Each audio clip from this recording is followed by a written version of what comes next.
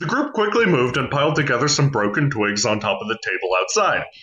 Using Marcus's magic and Kier's mysterious devices, they managed to create and sustain a somewhat unconvincing fire that does not burn away the table. I've set up a little crude construction out of stones and sticks, upon which I have skewered some meat to cook while we pass the time. Are you insane? This isn't cooking fire, this is spectator fire. Look at this. I take it off the fire. Then would you kindly allow me to set up an actual fire instead of some sort of strange magical fire that will poison our food if I cook on it? Oh, it's not just magical. Okay, that still isn't going to help me, solve the problem. Gregor gnaws on some roots he found. I step around the table and start setting up an actual fire. Well, I suppose. Really excellent job on the fire, though, Kier. We did very well. Yeah, our fire's It's really better. pretty. Wasn't able to stabilize Why the matrix. even start it if it's not good for anything? It's good for looking at. It's good Look for at us. Look at it. Yeah, It's look the at that. It's the perfect campfire. We've made the perfect No, it's campfire. not. You can't cook food on it. Yeah. Does it even keep me warm? I step closer to it. It's not even putting out any heat. No, actually, in fact, it's sucking in heat. Yep. I push the logs off the table. No, Kier restrains Ash. I brace the other side of the fire. Just come on, Fine. Ash. You've got Did you to hear them explaining that? It's volatile. extremely volatile. No touching. I walk over to the nearby trees and snap off a couple of the dead branches and walk back over. If you knock it too hard, it'll explode into a giant fireball.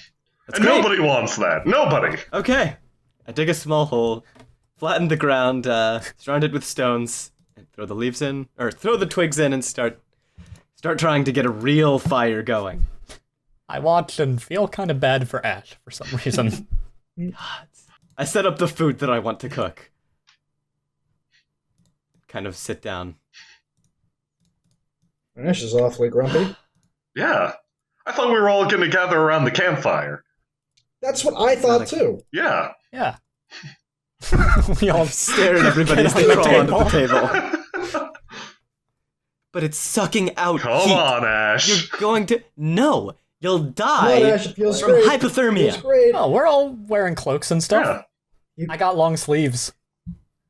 I stare at Marcus as he's visibly I'm shivering. fire resistance. Fire resistance. Guys, look. I've set up some food. We can all eat that. We can stay around this fire. Not all of us. I have some stuff for you too, actually, Gregor. I've got some vegetables going. What kind of vegetables? Oh, this fire feels nice. This fire feels nice on my hands, though. Have you ever heard of sweet potatoes, Gregor? Sweet potatoes? They're great. Do you know what a regular potato is? Yeah, but It's What? like that, except flavorful. regular potatoes are flavorful. Yes, but sweet potatoes are even more flavorful. And also pretty good for you. And filling. Lots of fiber. I think I'll just take my normal sour potatoes. Oh, alright. Well, I'm still gonna cook one up, so... I glance over at Kier, who has hidden himself under the He's table. sulking under the table. Kier, come on. Your fire's fine. Yeah, Kier, that one's for ornamental lighting. You know, for the ambiance. Nobody The important stuff. appreciates. I walk over Hey, Kier. Hey, buddy. Hey, listen. and pull Kier out from under the table. No. Kier. No, hey, We hey, all Ash, surround him. Ash. No, settle down. Let me just talk. Hey, Kier, buddy. Hey, how's it going in there? How's the table? One at the table. Hey, look, he we likes did a the real fire. we did a real good job with this fire. Like, look at it. It gives us the campfire ambiance that's lacking from Ash's shitty little construction over there, right? Pretty shitty. Like, without our campfire, it would just be crappy little smoke and meat and flame, and this helps with the ambiance. It's real nice. We need Nobody it. wants I that. bite back some, I bite back a couple words. Yeah, Kier, your fire is beautiful. So come on out. Yeah, join us around the technically campfire. I take a deep breath, enjoying the smells of the cooking food, and the flowers, and the trees, and life, and not the prison of lights. Pretty good, I guess. I do the same, but I also enjoy Kier's fire. I scratch the back of my head, kind of pondering for a moment. You know, we introduced ourselves, but we've kind of been... Didn't even introduce yourself to me. Kier, come on, stop pouting. You're bumming me out. Pokes the fire with the twig. If you want, you can tend the fire. He immediately reaches into his cloak and pulls out a mysterious liquid. No. Tend the fire. Here. Don't add anything to the fire aside from wood from the trees or leaves. Or if you want to cook some food, you can prop it up and... Where did you learn how to tend a fire? Where did you learn how to tend a fire? Oh, I taught myself. I figured. Yeah. Yeah, and that's the real problem. How is it hardly... Where did you learn how to tend a fire? Where does just a normal human female learn how to tend a fire? I cock my head. I kind of had to learn it out of necessity. Oh, Ash. Right. Come on, guys. Seriously? Seriously. What? You didn't know? I'm just waiting for the rest of the story. I learned to tend to fire from my father. I'm... Are you expecting more? Some sort of great, revelation? Well, no, but I was expecting expecting the rest of that story you just began, Ash. I've got a really weird mental image in my head. I learned how to tend a fire from my father. I lived, And who... Dog mentioned it when we first, got shoehorned into this job. The trade route between Oleron and Meath is, cut off due to the serpent. I am originally from Meath. Shrimp. Like, if you'd take Ash's hair and turn it upside down for a beard, that's what I think he'd look like. My dad. Yeah. Oh, yeah, absolutely. 100% correct, Gregor. Really spot on. So, why don't Ash just kind of fumes and pokes at the fire. you tell us about your father, Ash? I'd rather not. I didn't really like the guy. That makes two of us. But he's got such a cool beard. He didn't have a beard. Well, he kind of had a beard. Ah. It wasn't white. His hair was not white. It was kind of like Kier's hair. So your mother had a white beard. No. That's not making any sense. I never knew my mother. She died before I was born. Rather, while I was born. Kind of a bummer, right? Definitely a bummer. I think I'd rather hear about your dad. Oh, well, he taught me a lot of stuff. Much as I might not like him, he did teach me a lot of stuff. He taught me how to fight, how to build a fire, taught me how to care for a blade. It's like everything you know. Yeah, it's a lot of what I know. Am I really gonna be the first one to, dive into my past? I figured it'd be Marcus. Well, I figured that I'd give you a chance so that I can then proceed to one-up you. Right, of course. Why don't we just start with you one-upping me now? I couldn't go first knowing that it would just be, one-upped. I'd rather go next and be disappointing the entire time. Absolutely. Rather than suddenly disappointing. Absolutely fair. I can completely understand where you're coming from. Let me show you how to tell a story. Of course, I kind of keep tending to the fire. Now, I have relayed some of my adventures to you, but have spoken very little as to the earlier part of my life. It's true. Before that, how old are you, Marcus? I'm never really... Well, truth be told, there was a time when my records were not at their most pristine, but I am between 35 and 37 at the moment. Really? Yes. Really? Wow. You look good. Huh. Thank you. Yeah. I hope so. It's not as though I'm old or anything. So, I'm sorry, continue? When you were younger? You might not have guessed it, but I came from a very faraway land, a sleepy little vale known as the Kingdom of Tannhauser.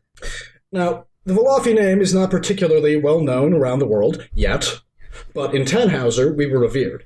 We lived in a palace, marble floors, towering minarets, tapestries, the finest of foods, all while we waited hand and foot on the royal family. Ah. Yes, it was our ancestral duty, you understand. The Velafis, those of the demon's blood, served the Tannhausers, those of celestial lineage.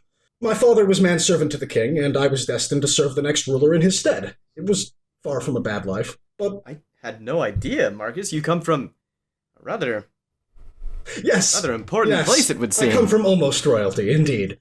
Now, one night when I was 12, my father sat me down after dinner. It was very rare to see him altogether, you have to understand. He was markedly absent from most of my life, an extraordinarily busy man with an amazing work ethic.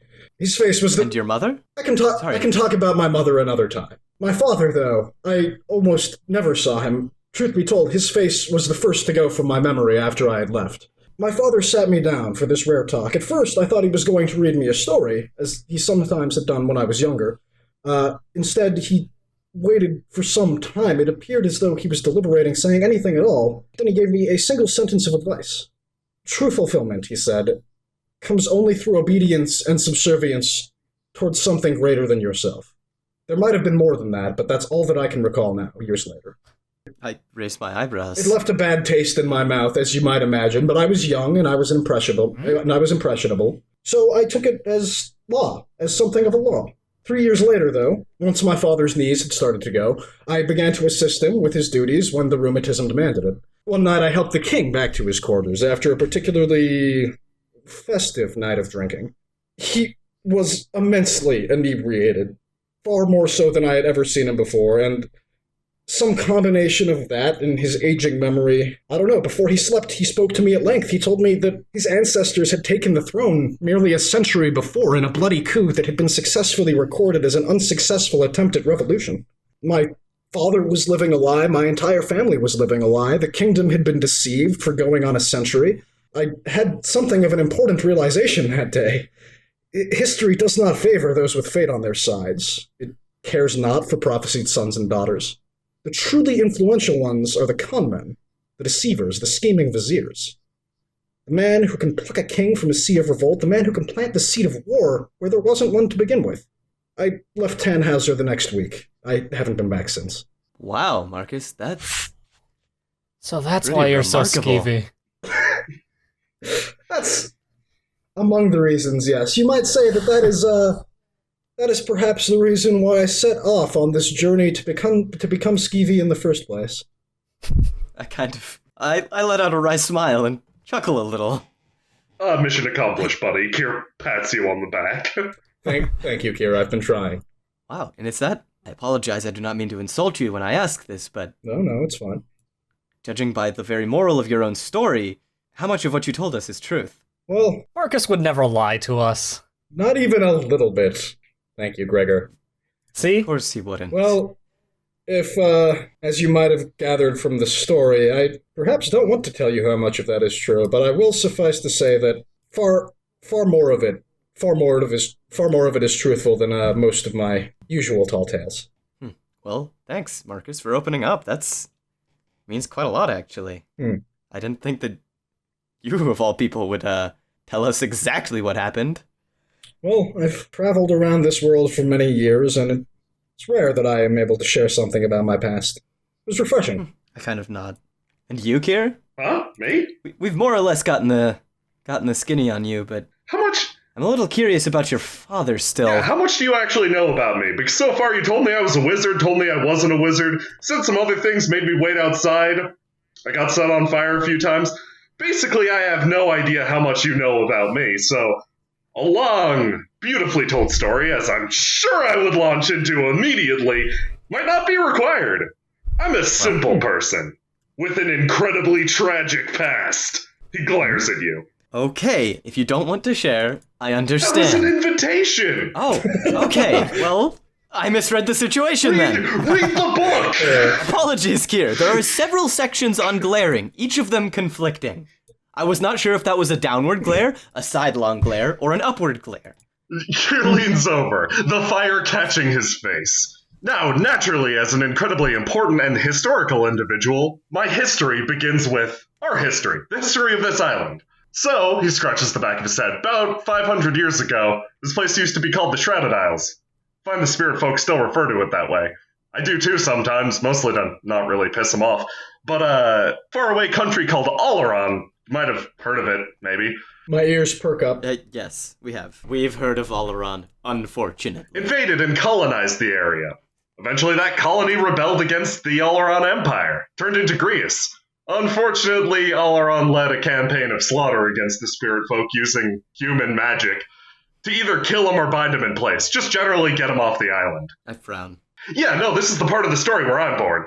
About, let's say, he glances over at Marcus for a second, 38 years ago, a wonderful new baby boy was born into this world to a son of a man who once fought alongside the Grecians against the spirits.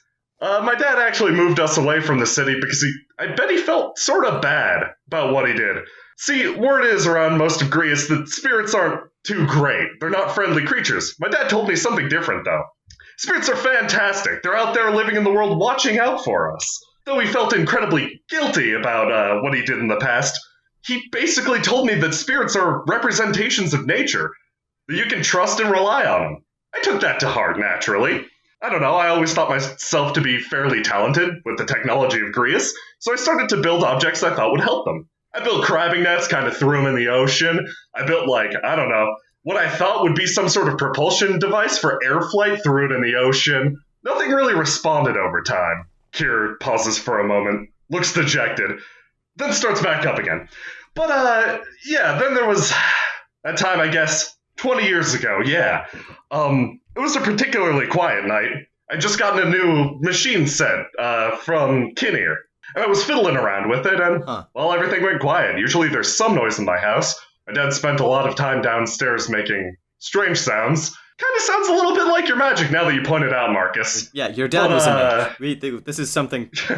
But yeah, so I guess that's one mystery solved. Absolutely a wizard. In fact, I found a little something down in the basement. Might be a good idea if we passed it around a little bit here. I bring out the bottle of sickeningly green fog apple extract. My eyes glitter with excitement. I uncork the bottle. A wisp of vapor We've got stuff to do tomorrow. is exuded into the air. I take a long pull and pass it to Ash. My gods, Marcus. You have just made my day and night and the following couple days. I take a long swig and hold it out to Gregor. I know you don't usually, but... I just push the bottle back to Ash. Oh. Suddenly it hits you, Ash. You're pleasantly buzzed. Wow. This is the furthest that anything has ever gotten me. Really? Yes. Huh. I take another drink and then pass it over to... Kier holds his hand out. I do believe I was telling my incredibly important story. I take the bottle and drink heavily. Of course. Marcus is immediately smashed. It tastes delicious, like drinking silk. Wow. I was listening, Kier. As was I. Please continue. Yeah, so 20 years ago, particularly quiet night, fiddling around with some machines, and I don't know, I decided to wander down, maybe chuck something else in the ocean, something I was working on, and, I saw my first spirit folk. Wasn't exactly the best meeting, as it immediately tried to bite my face off. So, naturally, I did what any kid would do, and I ran the hell away, hopped on a boat, and, tried to make it to town, you know? You saw Kinnear. It's pretty close. How old were you when that happened? He does some math on his hands. 38 minus 20. I was definitely... I'm gonna be honest, I was actually 11 at the time. Sorry, Marcus, I'm not older than you. I really didn't think that you were, Kier. So I hopped in a boat and headed over to Kinnear. Figure I'd find my uncle. That's when I noticed there was a spirit folk in the boat with me. Gigantic, pitch-black creature. Huge wings, sword as big as the world, Kier motions. So I used this thing. This one, strangely enough, didn't try to maul me. I was reminded of my father's words. You're to watch out for us. I very quietly and carefully took the boat over to Kinnear. Found the situation not to be exactly great. People of Grius were being butchered alive by the spirit folk. Pitch-black, warped, red creatures. Similar to what we're seeing today. I mean, I didn't really want to bring it up before because I'm sure you would have stopped me in the middle of one of my fantastic plans and been like, Kier, why didn't you tell me this absolutely important fact? This corrupted spirit folk appeared 20 years ago. Kier, let's not attach rockets to the lantern and shoot across the surface of the water. I wouldn't have said that. Just keep going with the story. Keep going with the story. Okay, yeah, sorry. I feel like that was a little unnecessary. Regardless, I show up on the island, and I'm immediately attacked.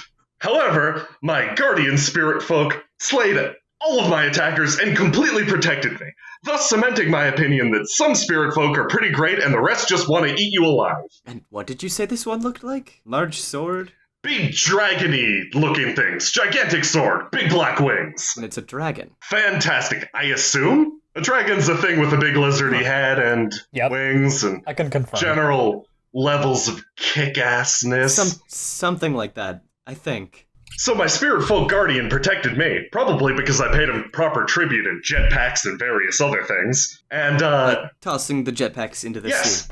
Where the spirit folk live. That was a hard night for me. And, when I looked around in the morning for my guardian, he was gone. Few years pass, other spirit folk start to show up. Not as nearly as violent and gross and corrupted looking as the ones I saw that night. Tried to make friends with them, tried to give them devices in the usual manner. Mostly they just cursed and threw things at me. Wow. And have you ever seen that other creature since? Nope. Still looking, in fact. That's why I try to make friends with absolutely everyone and everything I can. That's a good philosophy. Yeah. It It is. Kier, I went into this expecting... But let me just give you the inside scoop on it. It doesn't work. No, they hate that. Oh, Spirit folk hate that. don't say. You Do don't they, say. or do they just hate the way that you go about I've it? spent the past few years mostly running from them. The ones that tolerate my presence only hurl curses. It hasn't been a fun time, but I think I've gotten pretty strong. Pretty strong. Well, you've definitely. I have to admit, Kier, you are incredibly strong. And that's my absolutely fantastic story. It's Kier Fiore, genius, swordsman, friend to the spirit folk, wanderer of the 6 or 7 islands he has access to. I pull out the guide to relationships, and as he's saying that, read off the title of the author. Yeah, it's all there. I clap. Glancing at Marcus's ankle, I kind of kneel down and wrap both hands around it. I guess I'll go next, then. A surge of electricity runs through your body, and I grip incredibly tightly. Ooh. You feel a shock, and your leg shakes for but a moment as I let go, and the hole has more or less closed. I place More or a less. hand on Ash's shoulder. You really should have done that sooner. I push him back. Kier whistles. So that's something vaguely magical. That was magic. It's not magic. Are you fucking joking? Kier's eyes. Kier furrows his brow. It's not magic. Just trust me on that one, Kier. Right. Ash, are you an engineer too? You have to tell me if you are. It's not science or magic. It's something else. Look, I'll tell you what I will. If you'll sit down and listen to my story, maybe you'll figure something out, maybe you won't. It's gonna be riddles. No, of course it's not. Just selective disinformation. Okay, that's fine. Well, I'm from a place not too far from here. A little cluster of islands, kinda like this place. The one I'm from is called Meath. I mentioned it before, it's the place that's getting fucked by the giant serpent. It's a happy little place. Lots and lots of enormous trees, bigger around than 10 men. There are parts of the forest that get so dense you can't even see the sky. You've got to shimmy between the trunks. Shimmy. I glare at Marcus. I'm being rude. Yes, you are. I'm sorry. My home was separate from the rest of the village. I lived in one of the bigger trees with my father. You lived in a tree? Yes, we carved out the inside of it. Wow. It was a big tree. It was mostly my father at the house, and me. Sometimes some of the shamans would come by and people from the village bringing gifts, etc. But I was treated incredibly well on that island. Very well. Whenever I was brought to the village, I was showered with praise and gifts and all kinds of things. Everybody always agreed with me.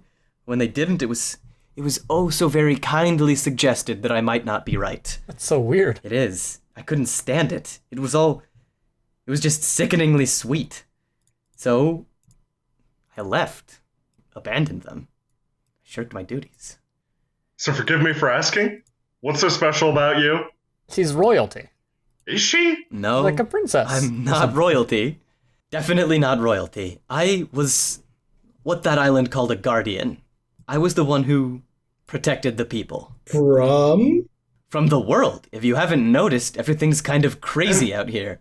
It's great, isn't it? But what made you specifically... that thing you did earlier, is that what made you capable of being a guardian? I call myself a guardian of the Shrouded Isles, and I'm pretty sure I'm the weakest one here. I've guardianed some stuff in my time. Gregor's a guardian too, look at him. I flex. And you're both great at it. But what... Ash. Why would it... Nobody relies on me. Why would people... Sorry, this is sounding incredibly mean. No, I understand. Long and short of it is, I lucked into it. Some time ago, I guess somebody decided that this lineage of people would be the guardian. And be it lucky or unlucky, I was born to that lineage. Ash just kind of leans forward and pokes at the fire. Okay. I pull off one of the skewers of meat Huh. and start chewing. You know, is that the end of your story? That's the end of the story. No. I mean, there wasn't much mystery or romance or adventure in that story, so I guess I can add some to mine. I think living inside a giant tree is probably a little romantic. It was cool. Ash bubbles to herself. Well, unlike Ash, I wasn't born into my guardianship duties. I sought them out. When I was 8, my village got raided. I was with Grandpappy Hartway, tending the fields. Boy, you gotta massage the rocks into the soil! Ain't nothing gonna be growing in your gravel patch! We need a homogeneous mixture! Homogeneous! Sorry, Grandpappy. I'll try to do better.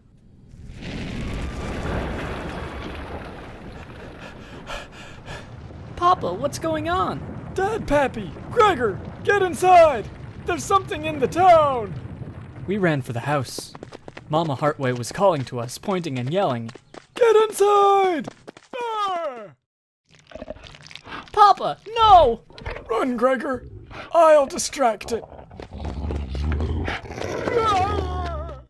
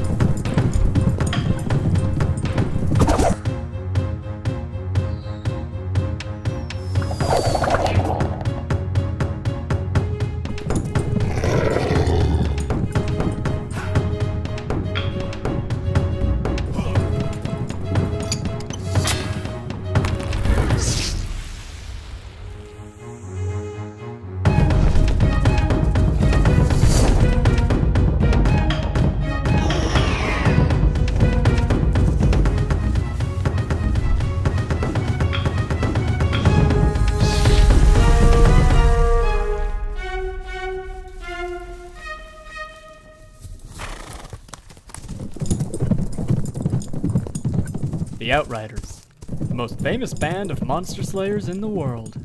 They saved me. I kept pretending to be a scarecrow for 3 days just to be safe. But after that, I went and joined them. Their leader Ventus made me his apprentice, and I got a new family. Until they all died too.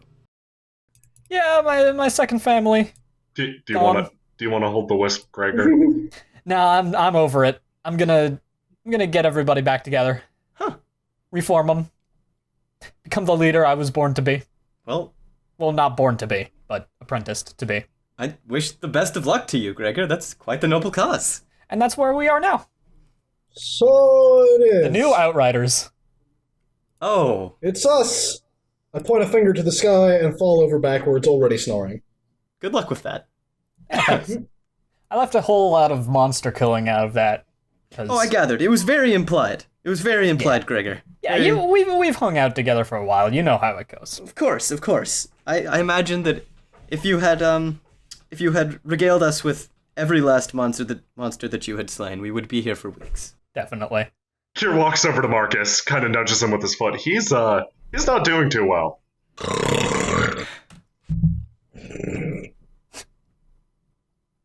Should we get him to wake up and drink some water, or? I don't know, you've been drinking the same stuff. Kier approaches you. I drink some more of it. What? It tastes good. Right. My exhalations are very slightly green. Kier, stop. Stop. Very little can hide from my analytical eye. Kier, stop. Very little. Stop. Kier's pant leg catches on fire. He continues to eye you up. I kick some dirt at his pant leg and bat at him with the empty meat skewer that I'm holding. I'm beginning to sense that you're not telling us the whole story. I stare straight-faced at Kier, my mouth hanging open ever so slightly. Okay, now... The nuances of a frown coming on. You think? Now, I wrote the book on human interaction, and I'm getting a get the fuck out face right now, so I think I'm gonna tuck Marcus in. Marcus, let's go inside. I'll help. I stay there tending the fire. Slow down. Let's tuck him in under this table. Sounds great. Great idea. You guys are Slide the him in best. there. Wow. Jeez, it's a good thing I have such good friends. And perfect. Yeah, he likes Great. tables, I think. And blankets. Let's look around for some blankets. I take Marcus's cloak and turn it around from the back to the front. Perfect. There we go. Just like a little demonic angel. Well, I guess we better catch some shut-eye. I crawl under a table. Yep. We got gods to fight. Everyone tucks in for the night under a table filled with spiders.